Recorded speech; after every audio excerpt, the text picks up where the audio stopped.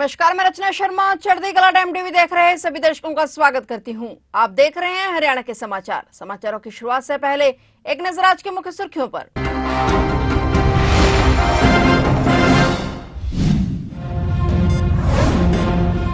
हरियाणा होगा होने वाली राष्ट्रीय यूएलबी कॉन्फ्रेंस का मेजबान। लोकसभा ने हरियाणा विधानसभा को सौंपी कॉन्फ्रेंस की जिम्मेवारी। राष्ट्रीय कॉन्फ्रेंस को लेकर गुरुग्राम में हुई बैठक।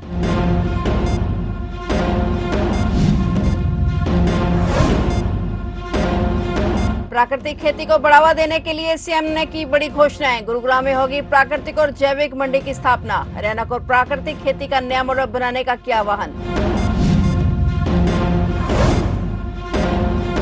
हरियाणा में पहलवान पर अंधाधुंध फायरिंग। कार सवार बदमाशों ने छाती सिर में मारी गोलियां। 7 गोलियां मारकर पहलवान को उतारा मौत के घाट।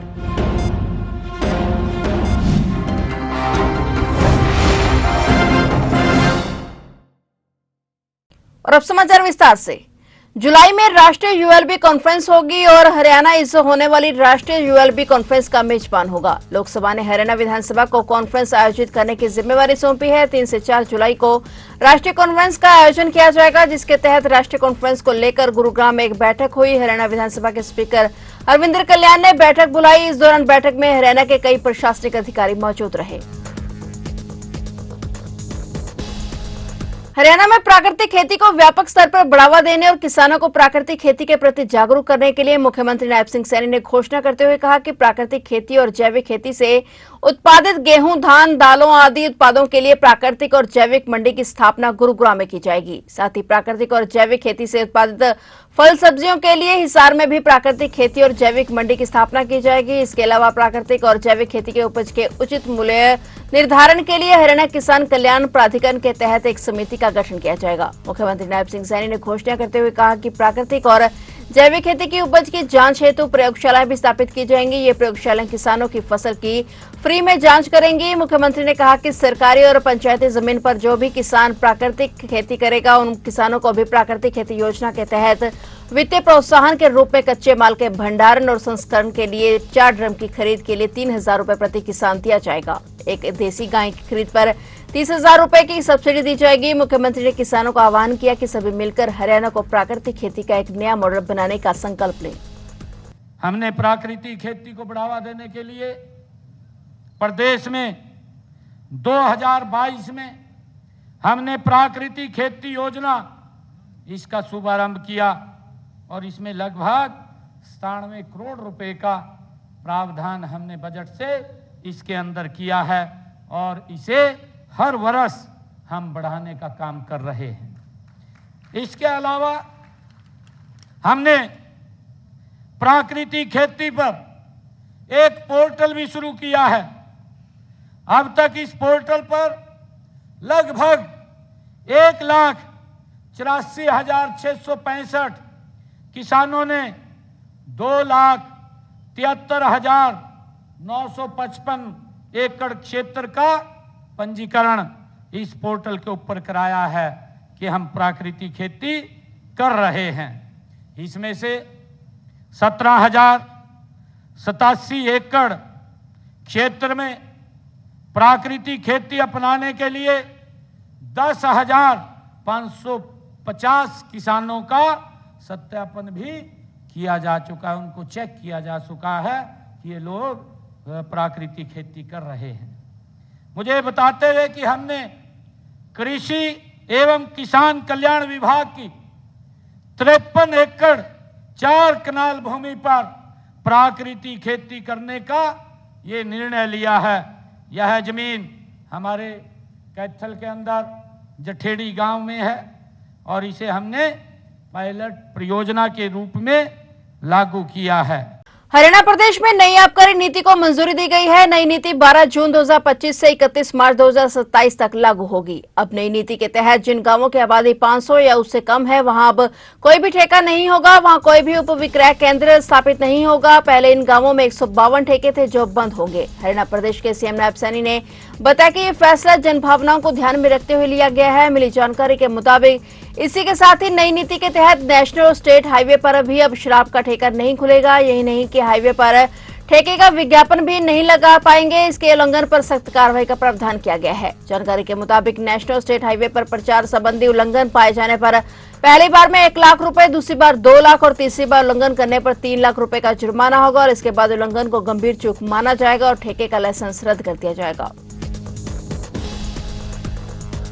शिक्षा मंत्री महिपाल ढांडा ने राहुल गांधी को लेकर बड़ा बयान दिया। उन्होंने कहा कि जो नेता अपने दल का जिलाध्यक्ष और प्रदेश अध्यक्ष नहीं चुन पाए वह संगठन को कैसे खड़ा कर पाएगा। शिक्षा मंत्री महिपाल ढांडा का कहना है कि कांग्रेसी घोड़े लचर पचर हैं जो कि स्वार्थ के चक्रव्यूह में फंसे हुए हैं। वे नीचे या ऊपर नहीं देखते बल्कि अपने आप में मस्त रहते हैं। ऐसी कांग्रेस से देश और प्रदेश के युवा नहीं जुड़ेगा। और शिक्षा मंत्री मीडिया के सामने राहुल गांधी की ओर से कांग्रेस कार्यकर्ताओं को 3 तरह के घोड़े वाले बयान का जवाब दे रहे थे। राहुल गांधी के प्रदेश के दौरे को लेकर उन्होंने कहा कि जो नेता अपने दल का जिलाध्यक्ष और प्रदेश अध्यक्ष नहीं चुन पाए वे संगठन को कैसे खड़ा करेंगे। उन्होंने कहा कि जिस दल का राष्ट्रीय अध्यक्ष अपने फैसले लेने में स्वतंत्र न हो, ऐसे में जेब में संविधान की कॉपी लेकर फिरने का कोई फायदा नहीं है। कांग्रेस ने एक जिले में कई प्रभारी बनाए हुए हैं। ऐसे में कांग्रेस के कार्यकर्ता और नेता असमंजस में है कि किसको अपना नेता माने।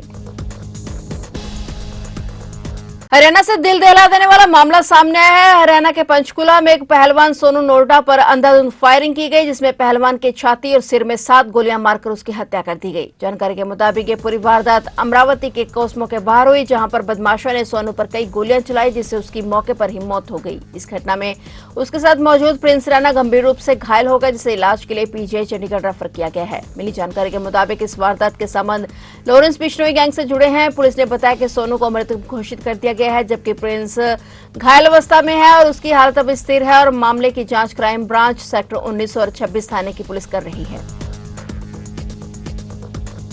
झज्जर शहर के सिलानी गेट क्षेत्र में एक किराना स्टोर की दुकान से करीब 30 लाख रुपए की चोरी करने का मामला सामने आया है। घटना की सूचना मिलते ही स्थानीय पुलिस, सीआईए और एफएसएल की टीम मौके पर पहुंची और मामले की जांच शुरू कर दी गई। चोरी की वारदात को अंजाम देने के बाद शातिर चोर दुकान में लगे सीसीटीवी कैमरे की डीवीआर भी उखाड़कर अपने साथ ले गए। फिलहाल पुलिस द्वारा दुकान में लगे कर्मचारियों से पूछताछ की जा रही है और आसपास के क्षेत्र में लगे सीसीटीवी फुटेज भी खंगाले जा रहे हैं। दुकानदार ने बताया कि दुकान के गले की चाबी मेरे और उस उत्तर प्रदेश के वासी वर्कर के पास रहती, जो हर रोज सुबह दुकान को खोलता था। शायद चोरों द्वारा दुकान के खल्ले की नकली चाबी बनवाकर इस वारदात को अंजाम दिया गया और जिस उत्तर प्रदेश के वर्कर के पास दुकान की चाबी रहती थी वह अभी 3 तारीख के बाद से लापता है। फिलहाल पुलिस मामले की जांच में जुटी हुई है।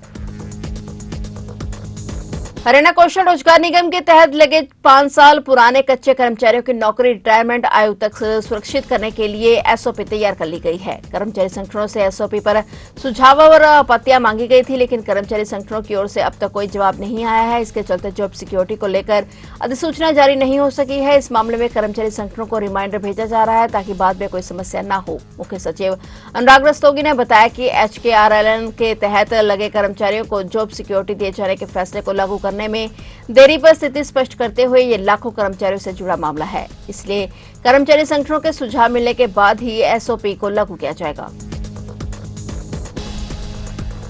यमुनानगर में गांधीनगर बंद फाटक पर रेलवे ट्रैक पार करते समय मालगाड़ी की चपेट में आने से 35 वर्षीय व्यक्ति की मौत हो गई, जबकि वह 1 महीने बाद छत्तीसगढ़ से अपने घर लौटा था। मृतक की पहचान गांधीनगर विद्याभूषण के तौर पर हुई है। मूल रूप से वह उत्तर प्रदेश का रहने वाला था और मौके पर जीआरपी ने पहुंचकर शव को कब्जे में लेकर पोस्टमार्टम की प्रक्रिया शुरू कर दी है। जानकारी के मुताबिक पिछले कई वर्षों से परिवार यमुनानगर के गांधीनगर में रहता था, लेकिन विद्याभूषण पिछले 1 महीने से छत्तीसगढ़ काम पर गया हुआ था। जब वह यमुनानगर आया तो विद्या घर पर भी नहीं पहुंचा था। उससे पहले ही मालगाड़ी की चपेट में आने से उसकी मौत हो गई, जबकि इधर उधर उसके परिवार के सदस्य घर पर न पहुंचने पर उसकी तलाश कर रहे थे। यहां तक विद्याभूषण का मोबाइल भी स्विच ऑफ आ रहा था। जीआरपीएसआई ने बताया कि शव को कब्जे में लेकर पोस्टमार्टम की प्रक्रिया शुरू कर दी गई है। हरियाणा के कुरुक्षेत्र में सन्निहित सरोवर के पास एक व्यक्ति का शव मिलने से सनसनी फैल गई। सड़क किनारे पड़े शव की सूचना राहगीरों ने पुलिस को दी। पुलिस ने मौके पर पहुंचकर शव को कब्जे में लेकर पोस्टमार्टम के लिए भेज दिया है। पुलिस ने मृतक की पहचान करवाने की कोशिश भी की और पुलिस के मुताबिक मृतक की उम्र करीब 60 साल के करीब है और बुजुर्ग व्यक्ति सन्निहित सरोवर के आसपास ही रह रहा था। आसपास के लोगों का कहना है कि वह बीमार रहता था और सरोवर पर लगी भांग का नशा करता था। शुरुआती जांच में शरीर पर किसी भी तरह की चोट के निशान नहीं मिले हैं। पुलिस को आशंका है कि इस व्यक्ति की मौत किसी बीमारी या नशे की ओवरडोज, खासकर भांग का ज्यादा नशा करने के कारण हो सकती है। फिलहाल मृतक की पहचान नहीं हो पाई है। पुलिस को उसके पास कोई सुराग भी नहीं मिला है जिससे उसकी पहचान हो सके। पुलिस ने शव को पोस्टमार्टम के लिए भेज दिया है। पोस्टमार्टम रिपोर्ट के बाद ही मौत की वजह स्पष्ट हो पाएगी।